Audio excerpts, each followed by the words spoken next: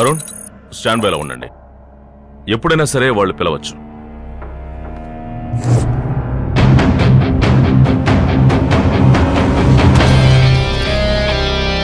సరే, tracking application on చేశారు కదా? ఆన్ చేశాను సార్. గుడ్. ప్రసాద్, అదే నెంబర్ నుంచి కాల్ వస్తోంది. వెయిట్. నేను చెప్పేంత వరకు మీరు వాడితో మాట్లాడుతూ ఉండండి. ఓకే, సరే. ఫోన్ లిఫ్ట్ చేయండి. హలో అరుణ్, ఎక్కడున్నారు?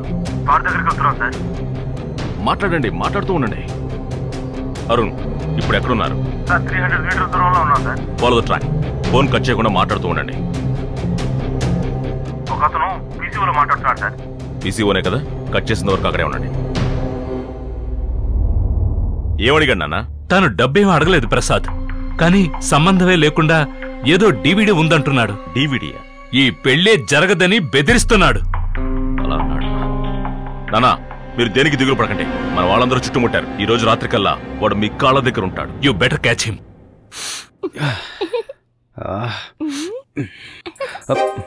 రేయ్, నా ఫోన్ ఇవ్వరా. మావయ్య ఓకే గేమ్ మావయ్య, ప్లీజ్ మావయ్య. రేయ్, బుక్ తీసి ఎప్పుడు చదవవు కదా, అన్ని సున్నాలే వచ్చాయి. నిన్ను ఇడియట్. సరే, నా ఐప్యాడ్ ఎక్కడ్రా? రేయ్, ఐప్యాడ్ ఎక్కడ్రా? నోరు తెరిచి మాట్లాడవేంట్రా? ఇదేంటిది? రేయ్, ఏంట్రా ఇది? తెలీదు.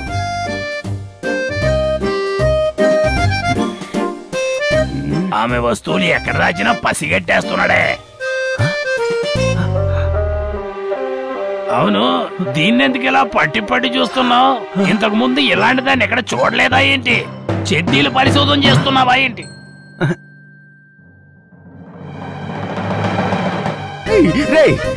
రేరా, నీ మనసులో అసలు నువ్వేమనుకుంటున్నావురా? ఆ రోజు ఆ అమ్మాయి ఇంట్లోంచి ఒక పీతను పట్టుకొచ్చేసావు, ఈ రోజు ఒక రోతను తీసుకొచ్చేసావు. నీ తోకలాగే నీ బుద్ధి కూడా వంకరగా మారిపోతుంది. రేయ్, ఇప్పుడు నేను దీన్ని ఎలా అమ్మాయికి తీసుకెళ్ళిచ్చేది? ఎవరు తీసుకెళ్ళివమ్మన్నారు? వచ్చి నీ సంగతి చెప్తాను. ఈ షాక్తో తను చూడడానికి వెళ్తున్నా కదా, వెళ్ళు.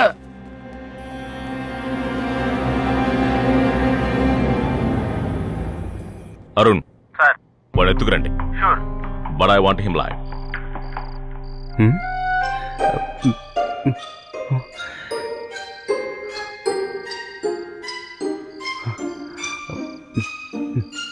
ఎవరు చూడట్లేదు కదా.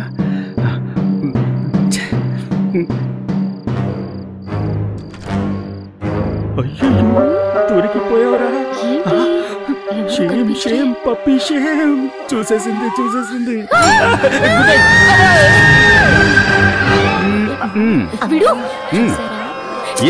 చెప్పకుండా నిలబడితే ఎలా? నువ్వే ఏదో ఒకటి చెప్పమ్మా.